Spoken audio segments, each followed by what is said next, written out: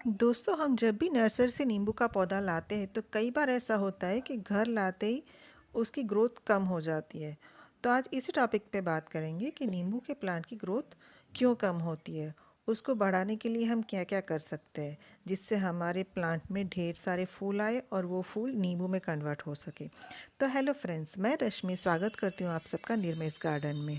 अगर आपने अभी तक मेरे चैनल को सब्सक्राइब नहीं किया है तो प्लीज़ सब्सक्राइब कर लीजिए और बेल आइकन भी प्रेस कर दीजिए ताकि जब भी मैं नया वीडियो अपलोड करूं सबसे पहले आपको नोटिफिकेशन मिले। दोस्तों, ये मेरा नींबू का प्लांट 4 साल पुराना है और पिछले साल से ही इसमें नींबू लगने स्टार्ट हुए हैं। तो अगर आपके प्लांट की ग्रोथ भी स्लो है और नींबू नहीं आ रहे हैं तो इसके पीछे क्या रीज़न हो सकता है। तो देखिए, इसमें मोस्टली 6 फैक्टर काम करते हैं। सबसे पहला तो होता है कि आपका पौधा ग्राफ्टेड है, कटिंग से लगा हुआ है या फिर सीड ग्रोन है। दूसरा है आपने उसे कितनी धूप में रखा है। तीसरा है आप वाटरिंग किस तरह से कर रहे हो। चौथा है किस साइज़ के गमले में है। पांचवा, उसको सही समय पर फर्टिलाइज़र मिल रहा है या नहीं। और लास्ट में उसकी प्रूनिंग, मतलब कि सही समय पर उसकी कटाई छटाई करना। अगर इन सब बातों का ध्यान रखते हो तो आपके प्लांट की भी ग्रोथ बहुत अच्छी होगी और उसमें ढेर सारे फल भी आएंगे। तो सबसे पहले बात करते हैं आपका प्लांट किस टाइप का है। मतलब कि आपका जो प्लांट है, जो आप प्लांट लाए हैं, वो ग्राफ्टेड है या फिर कटिंग से लगा हुआ है या फिर वो सीड ग्रोन है। अगर ग्राफ्टेड या फिर कटिंग से लगा है तो उसमें 1 साल में ही फल बनने लगेंगे। लेकिन अगर आपका प्लांट सीड ग्रोन है तो उसमें फल आने में कम से कम 3 साल लग सकते हैं। मेरे इस प्लांट में फल लगने में 3 साल लग गए। जब मैं ये प्लांट लाई थी तब नर्सरी वाले ने मुझे कटिंग से लगाए ऐसे ही करके ही मुझे दिया था। लेकिन जब इसमें फल नहीं आए तो मैं समझ गई कि ये सीड ग्रोन प्लांट है। तो आप जब भी नर्सरी से प्लांट लाए तब इस बात का ज़रूर ध्यान रखें। फिर दूसरा पॉइंट है आप इसको कितनी सनलाइट देते हो, क्योंकि नींबू के प्लांट को पूरे दिन की सनलाइट चाहिए। मतलब कि कम से कम आप इससे 6 से 7 घंटे की धूप मिले उस जगह पर प्लेस करें। मैंने मेरे प्लांट को जिस जगह रखा है वहाँ उसे पूरे दिन की धूप मिलती है।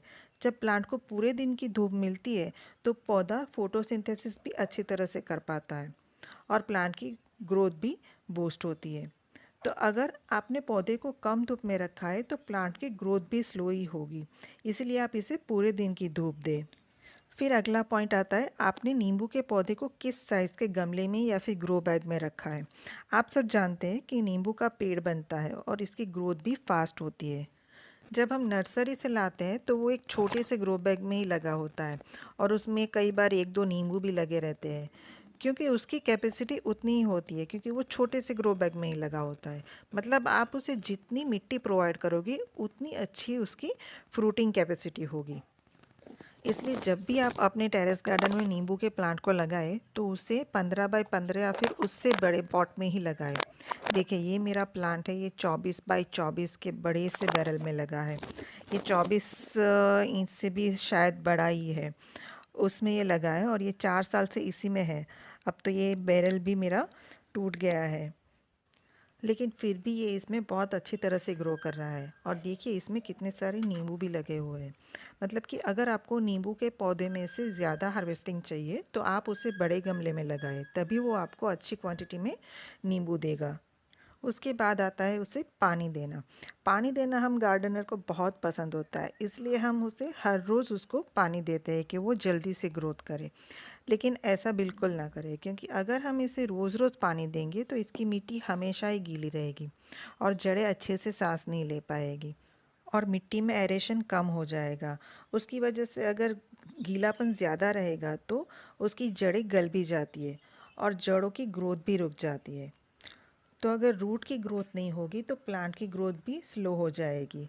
इसलिए पानी तभी दें जब आपको लगे कि ऊपर की 1 इंच तक की सतह है वो सूख गई है, और फिर आप उसमें उतना पानी डालें जब तक कि पानी अच्छी तरह से नीचे से ड्रेन ना हो जाए।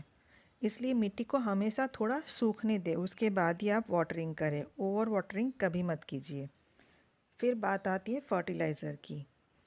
तो आप उसमें कितना खाद देते हो इस पे निर्भर होता है कि आपके प्लांट में कितने फूल आएंगे और उसमें कितने फल बनेंगे। मैं मेरे प्लांट में साल में 3 बार फर्टिलाइज़र देती हूँ, जिसमें मैं वर्मी कंपोस्ट, नीम खली, बोन मील सीवीड ग्रेन्यूल और एप्सम सॉल्ट का एक मिक्सचर बनाती हूँ और फिर वो फर्टिलाइज़र मैं अपने प्लांट को देती हूँ। वर्मी कंपोस्ट से उससे बैलेंस मात्रा में एनपीके मिलता है। उसके अलावा कैल्शियम और फॉस्फोरस बोन मिल से मिलता है और प्लांट में कोई रोग ना आए या फिर कोई फंगस का अटैक ना हो, उसके लिए नीम खली काम करती है। इसके अलावा प्लांट में माइक्रोन्यूट्रिएंट की कमी ना हो, इसलिए सीवीड ग्रैन्यूल यूज़ करती हूँ ताकि वो माइक्रोन्यूट्रिएंट की कमी को दूर करे।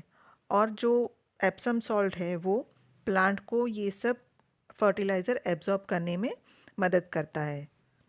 तो इन सब फर्टिलाइज़र का मिक्सचर बना के मैं साल में 3 बार, एक बार मैं उसे फरवरी में देती हूँ, फिर अगला जून जुलाई में जब बारिश स्टार्ट होने वाली होती है, और उसके बाद अक्टूबर में देती हूँ। खाद कैसे देते हूँ ये तो आप सब जानते ही होंगे, फिर भी एक बार बता देती हूँ कि साइड साइड से आप अपने प्लांट में गुड़ाई कर दें और फिर उसमें आप फर्टिलाइज़र ऐड कर दें। उसके बाद उसमें मिट्टी से अच्छे से उसको कवर करके फिर उसमें अच्छे से वाटरिंग कर दें। ये सारे फर्टिलाइज़र ऑर्गेनिक है और स्लो रिलीजिंग है, इसलिए प्लांट इसे धीरे धीरे लेते रहेंगे और अपना ग्रोथ करते रहेंगे। इसके अलावा आप इसमें लिक्विड फर्टिलाइज़र भी ऐड कर सकते हो। नींबू के प्लांट में आप खट्टी छाछ का यूज़ कर सकते हो या फिर वर्मी कंपोस्ट टी दे सकते हो। हर महीने आप अलग अलग लिक्विड फर्टिलाइज़र उसे प्रोवाइड करें तो फिर ये बहुत अच्छी तरह से ग्रो करेगा। फिर अगला और लास्ट जो पॉइंट आता है वो है नींबू के पेड़ की प्रूनिंग करना, कि नींबू के प्लांट को प्रून करना। अगर हम नींबू के प्लांट को प्रून नहीं करेंगे तो ये बहुत बड़ा हो जाएगा, तो इसके ग्रोथ को कंट्रोल करना भी मुश्किल हो जाता है। तो इसीलिए हमें नींबू के प्लांट को समय समय पर प्रून करना चाहिए। या फिर अगर प्लांट की ग्रोथ रुक गई है तो अगर हम प्लांट की कटाई छटाई करते हैं तो उसमें नई ग्रोथ स्टार्ट हो जाती है, इसलिए भी हमें प्रूनिंग करनी चाहिए। और प्रूनिंग हम साल में मोस्टली 2 बार करते हैं, पहले तो फरवरी मार्च में और दूसरी अक्टूबर में। तो अगर आप प्लांट को प्रून करोगे तो वो आपका प्लांट छोटा भी रहेगा और उसमें ज़्यादा ब्रांचेस होगी, और ज़्यादा ब्रांचेस होने के कारण उसमें फूल भी ज़्यादा आएंगे, और ज़्यादा फूल मतलब कि ज़्यादा फल। तो इस तरह से अगर हम इन सारी बातों का ध्यान रखेंगे तो हमारा नींबू का प्लांट बहुत अच्छी तरह से ग्रो होगा और नींबू में भर भर के फूल आएंगे और नींबू भी बहुत बनेंगे।